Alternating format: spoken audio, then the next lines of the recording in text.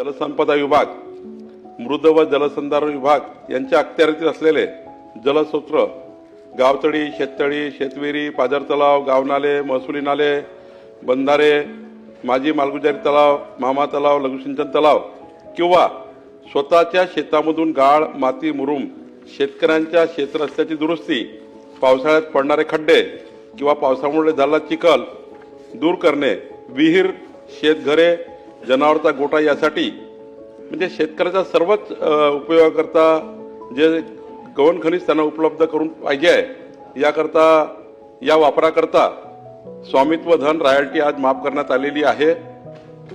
याकरता आता फक्त त्याकरता एक तलाठ्याकडनं एक साधा त्यांना एक NOC घ्यावी लागेल। हे करत असताना तलाठी याला 15 दिवसाचं त्यांनी लेखी परवानगी दिली पाहिजे असं बंधनकारक करण्यात आलेलं आहे।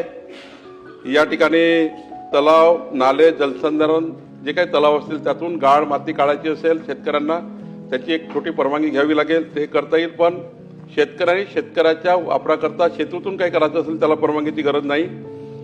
वापर फक्त क्षेत्राच्या रस्त्याची दुरुस्ती, पावसाळ्यात पडणारे खड्डे, पावसाळ्यात झालेला चिखल, विहीर, शेतघर, जनावरांचा गोठा या कामाचा असणार आहे। फक्त या ठिकाणी व्यावसायिक वापर करता येणार नाही। याकरता ट्रॅक्टर, बैलगाडी जे काही ते वाहनं लावतील ती परवानगी देण्यात आलेली आहे।